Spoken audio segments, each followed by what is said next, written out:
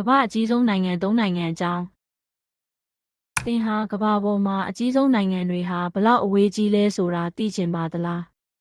ရုရှားကနေဒါအမေရိကန်တို့ဟာထူးခြားတဲ့သဘာဝအပေါ်ယံရှုခင်းနဲ့တူမနေရတဲ့ဒေသ၃ခုဖြစ်ပါတယ်။ဘာသာစကားယဉ်ကျေးမှုနဲ့သမိုင်းအကြောင်းလဲကြားဖို့အသင့်ရှိပါစို့ရုရှားဟာကမ္ဘာကြီးမားဆုံးနိုင်ငံဖြစ်ပြီးအာရှနဲ့ဥရောပတိုက်ကိုပုံစံထူးထူးဆန်းဆန်းဖုံးလွှမ်းထားပါတယ်။တောင်ခိုက်ကနေမြောက်ပိုင်းအေးကမောင်တောင်မြေထိတဘာဝရေးရာများစွာကိုပိုင်ဆိုင်ပြီးမနက်ဖြန်တွေးမဲ့တဘာဝလှပမှုအမိုက်လေးတွေရှိပါတယ်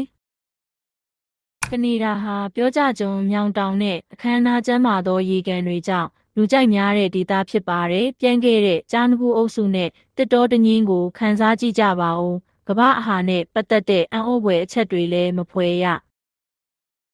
အမေရိကန်ဟာနိုင်ငံတစ်ခုပြီးတိုင်းပြည်အဆင့်တွင်ကြဲကြဲကျုပ်ချုပ်ခြင်းမြည်သည့်နေရာမျှမရှိပါဘိုင်းတွေကန်နာရတွေနဲ့မြောက်အမေရိကတိုက်အနောက်ပိုင်းကတုံစရာနေရာတွေကသူ့ထူးခြားပုံဖော်ခန်းဖြစ်ပါတယ်